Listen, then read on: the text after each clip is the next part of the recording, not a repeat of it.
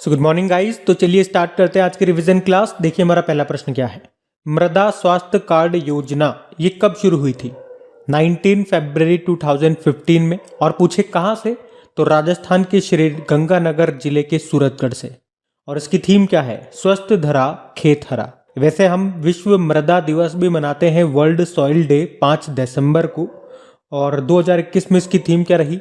मिट्टी की लवणता को रोकना, मिट्टी की उत्पादकता को बढ़ावा देना, यानी कि halt soil salinization, boost soil productivity. अगला प्रश्न है, कुडनकुलम न्यूक्लियर पावर प्लांट कहां पर है? तो आंसर होगा तमिलनाडु में। इस ईयर रशिया की सहायता से बनाया गया था। तमिलनाडु में एक और न्यूक्लियर पावर प्लांट है, कलपक्कम न्यूक्लियर पावर प्लांट। चलो बताओ, नारोरा न्यूक्लियर पावर प्लांट कहां पर है? उत्तर प्रदेश में। काइगा न्यूक्लियर पावर प्लांट आपको मिलेगा कर्नाटक में।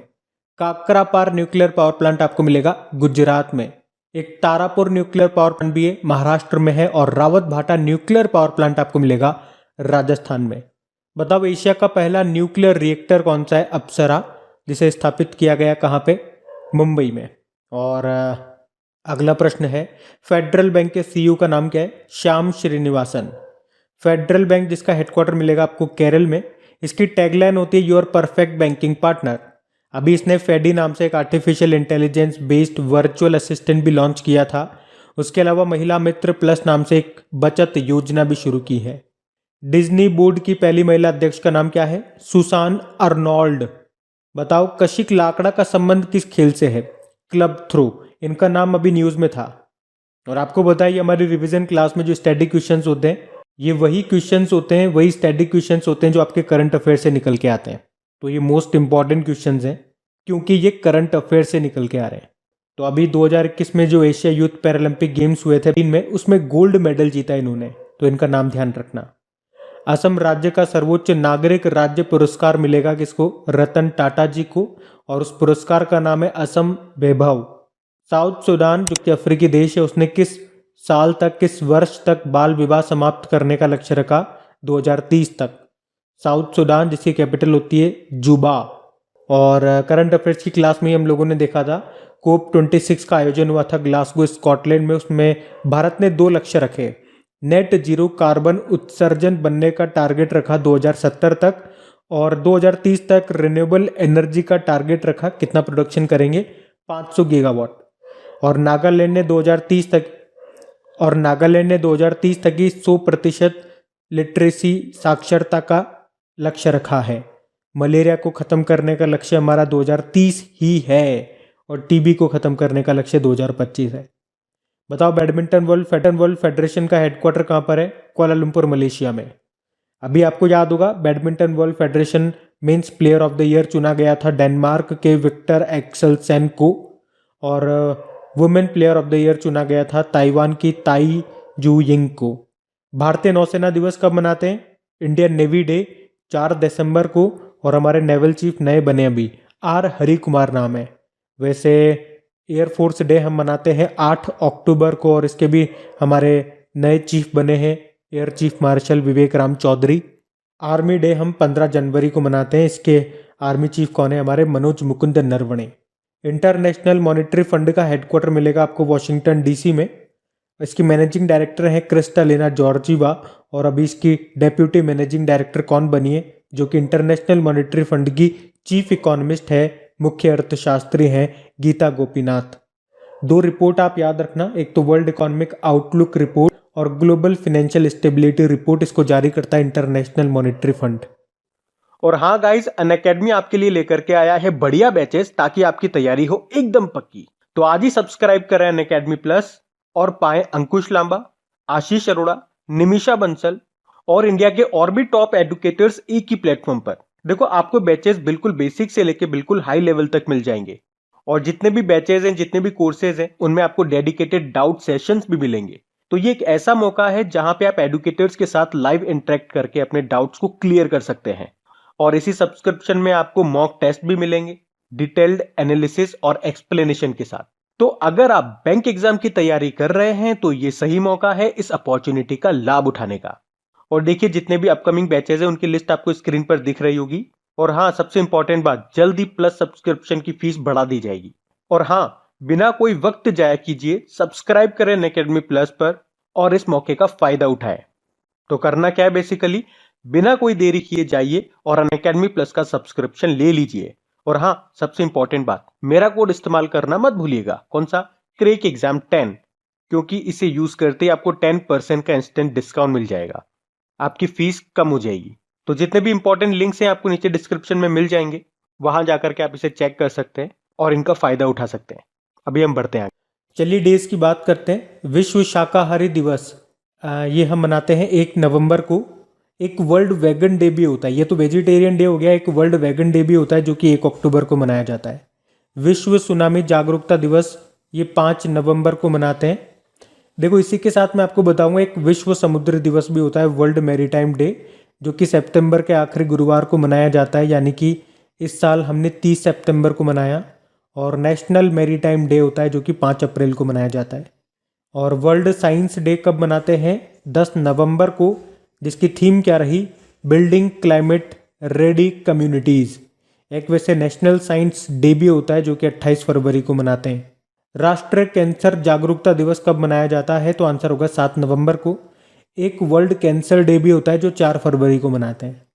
अगला प्रश्न है राष्ट्रीय शिक्षा दिवस, नेशनल एजुकेशन डे, जो कि 11 नवंबर को मनाते हैं। तो भारत के पहले हमारे शिक्षा मंत्री थे मौलाना अबुल कलाम आज़ाद, उनकी जयंती को मनाया जाता है ये। एक इंटरनेशनल एजुकेशन डे भी होता है वैसे, जो कि 24 जनवरी को मनाया जाता है। 24 जनवरी को तो नेशनल गर्ल चाइल्ड डे भी होता है। विश्व निमोनिया दिवस 12 नवंबर को मनाते हैं। लोक सेवा प्रसारण दिवस यानी कि पब्लिक सर्विस ब्रॉडकास्टिंग डे, ये भी होता है 12 नवंबर को। अंतर्राष्ट्रीय सहिष्णुता दिवस ये होता है 16 नवंबर को। और पहला ऑडिट दिवस इस बार हमने मनाया 16 नवंबर को ही। तो पुराने महीने के करंट अफेयर्स का रिवीजन करेंगे। तो बताओ किसे मणिपुर के नए राज्यपाल के रूप में नियुक्त किया गया? तो आंसर होगा एल गणेशन को। इन्होंने किसको रिप्लेस किया था? नजमा हेपतुल्ला को। किस शहर के नगर निगम को वाटर प्लस शहर घोषित किया गया? विशाखापत्तनम नगर निगम को। और नगर निगम से आपको याद होगा वो कौन सा नगर निगम है? ग्रीन बॉन्ड जारी करने वाला पहला नगर निगम, गाजियाबाद नगर निगम। और अगर प्रश्न यूं आ जाए वाटर प्लस सर्टिफिकेट पाने वाला पहला शहर कौन सा बना था? तो आंसर होगा इंदौर शहर बना था नगर निगम में, विशाखापत्तनम नगर निगम। दोनों पॉइंट क्लियर रखना। किस बैंक ने श्रीनगर के डल झील में हाउस बोट पर एटीएम खोला? तो आंसर होगा एसबीआई ने। अभी एसबीआई ने सिम बाइंडिंग फीचर भी लॉन्च किया था और आरोग्यम हेल्थ केयर बिजनेस लोन सुविधा भी शुरू की थी। किस राज्य के नारायण कोटि मंदिर को धरोहर गोद ले परियोजना में शामिल किया? उत्तराखंड में है ये। इसमें 9 ग्रहों के मंदिर मिलेंगे आपको। किस देश की कंपनी ने कोयले का इस्तेमाल किए बिना दुनिया की पहली स्टील बनाई थी? स्वीडन ने। स्वीडन की एक कंपनी है जिसका नाम है हाइब्रिड स्टील। स्वीडन की कैपिटल है स्टॉकहोम। स्वीडिश क्रोना यहाँ की करेंसी है। प्रधानमंत्री हैं स्टीफन लॉफवेन। प्रसिद्ध एथलेटिक्स कोच का निधन हो गया, उनका नाम क्या है? OM नाम्बियार। ये एशिया की गोल्डन गर्ल PT उषा के कोच रहे थे जिनका भी निधन हो गया। किस राज्य में ओणम फेस्टिवल मनाया गया? तो आंसर होगा केरल में मनाया जाता है ओणम फेस्टिवल। किस केंद्र शासित प्रदेश में पहला रोविंग सिनेमा हॉल खोला गया? तो आंसर होगा लद्दाख में। चलता फिरता सिनेमा हॉल आप इसे कह सकते हो, लद्दाख में खोला गया।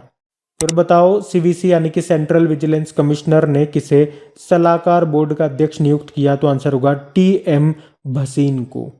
और वैसे हमारे सेंट्रल विजिलेंस कमिश्नर कौन है? सुरेश N पटेल है। किस राज्य ने आजीविका सहायता योजना शुरू की? तो आंसर होगा मणिपुर ने।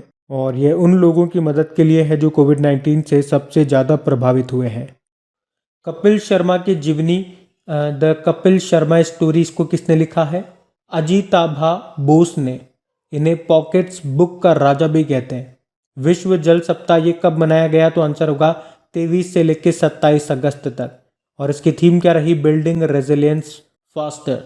वैसे वर्ल्ड वाटर डे मनाते हैं 22 मार्च को। 22 से 3 डे मैंने आपको बताए हैं, मार्च अप्रैल मई। ये तो 22 मार्च हो गया। फिर आता है 22 अप्रैल वर्ल्ड अर्थ डे और 22 मई आता है बायोडाइवर्सिटी डे। पानी से आपको याद रखना है अगस्त महीने को पानी माह के रूप में मनाया था लद्दाख ने। 100% हर घर जल वाला राज्य कौन सा है? गोवा है। और 24 घंटे 7 दिन नल से स्वच्छ जल देने वाला पहला शहर बना देश का उड़ीसा का पुरी। बताओ किस आईआईटी ने पहला स्वदेशी मोटर चलित व्हील चेयर जिसका नाम है नियो बोल्ट उसको डेवलप किया? आईआईटी मद्रास ने। और आपको याद होगा आईआईटी मद्रास में ही निर्मला सीतारमण जी जो हमारी वित्त मंत्री है, फाइनेंस मिनिस्टर, उन्होंने भारत का पहला 3D प्रिंटेड घर का उद्घाटन भी किया था। बैटल फील्ड नाम की बुक को लिखा विश्राम बेडेकर ने। एनटीपीसी ने कहाँ 25 मेगावाट का सबसे बड़ा floating solar power plant project शुरू किया? विशाखापत्तनम आंध्र प्रदेश में। एनटीपीसी, इसके अध्यक्ष कौन है? गुरदीप सिंह है। ये एक महारत्न कंपनी है, याद रखना। चलो कमेंट बॉक्स में टाइप करके बताओ अभी टोटल कितनी महारत्न कंपनियां हो गई हैं, कितनी नवरत्न कंपनियां हैं और कितनी मिनी रत्न कंपनियां हैं।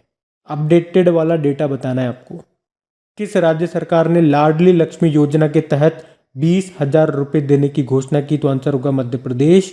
तो इसमें लड़कियों को कॉलेज एडमिशन के समय 20,000 रुपये दिए जाएंगे और 21 साल की जब वो हो जाएगी तो 80,000 रुपये और दिए जाएंगे। Address book a publishing memoir in the time of Covid नाम की बुक को लिखा ऋतु मेनन ने। इकोनॉमिस्ट इंटेलिजेंस यूनिट के अनुसार दुनिया के सबसे सुरक्षित शहरों की सूची में टॉप पर है कोपेनहेगन, डेनमार्क की जो कैपिटल है, जिसके प्रधानमंत्री हैं मेट्टे फ्रेडरिक्सन। और अभी इकोनॉमिस्ट इंटेलिजेंस यूनिट ने ही, आपको याद होगा करंट अफेयर्स में पढ़ा था, रहने योग्य सबसे महंगा शहर किसे बताया गया? इजराइल का तेल अवीव शहर। और सबसे सस्ता बताया गया सीरिया का दमिश्क।